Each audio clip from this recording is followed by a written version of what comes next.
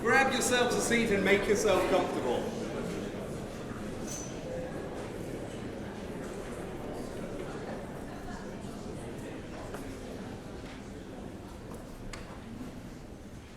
We're coming to the final section of our day of public speaking, and in the lead up to the International Speech Contest. 8 speakers all going head to head to move on to the next level, that of the District Championship. But before we do, we are very, very privileged to have a keynote speaker with us today. This is a gentleman who has 24 years of storytelling experience.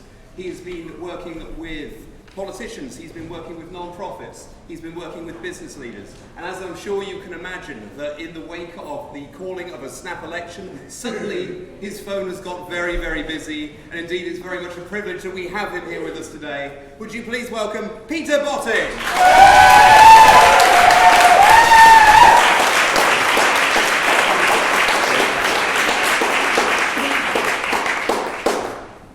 When I was at school in Africa, I studied French. My dad had said it would be very useful, and I reveled in it. So it was rugby in the afternoon and French in the morning.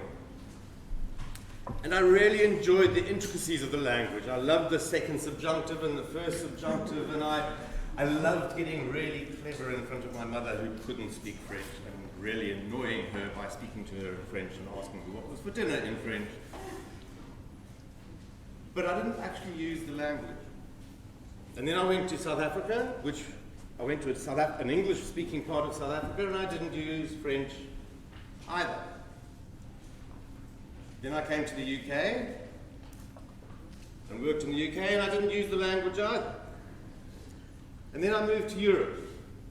You would have thought I would have gone to France, but no, I went to Germany. And I worked with the American military in Heidelberg.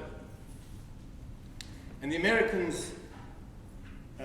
military talk about being on the economy or on base. So on the economy is when you're off American territory in the German economy, and the rest of the time you're on base. And it was really weird, because during the day, I was competent and powerful and able to get what I wanted, because I spoke English and everybody around me spoke English. But as soon as I went off into the economy, I was powerless. I could get not what I wanted. I couldn't buy a beer. That's bad. Renting a room was difficult. Putting in a tax declaration was nearly impossible. But I couldn't do what I wanted. So during the day at work, I was competent and able.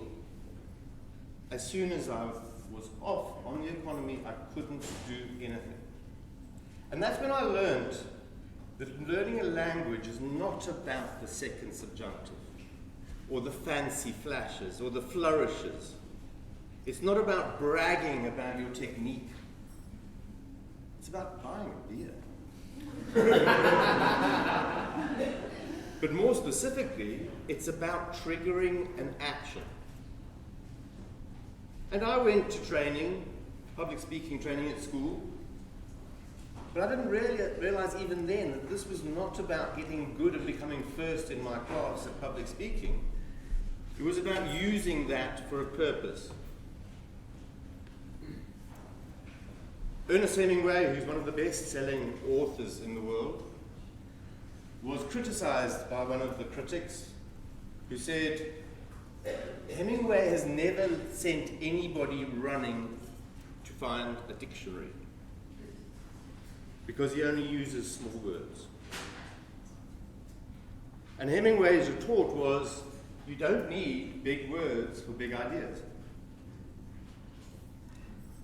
Now, all of you will have made speeches all of your life. You might not have noticed them, but you all will have given speeches.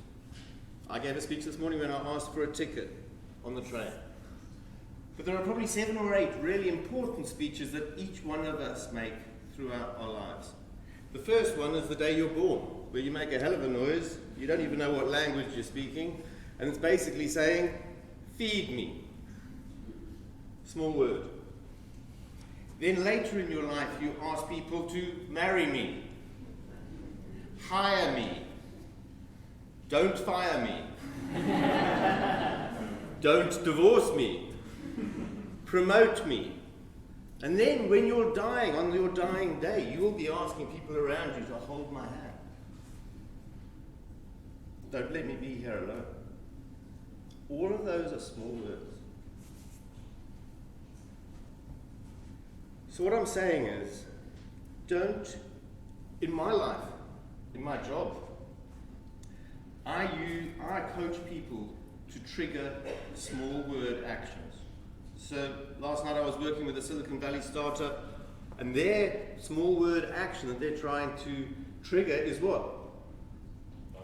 Give me money, invest money in our company.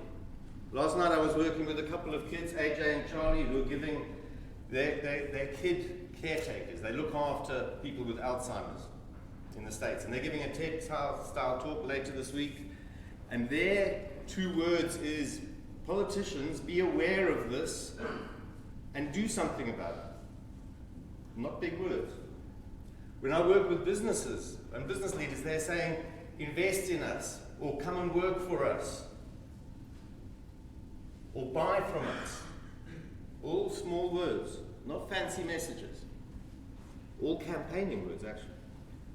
When I work with TEDMED speakers, all of their words are change the way you run your hospital, improve insurance, do X, Y, and Z, improve healthcare. They're all small words.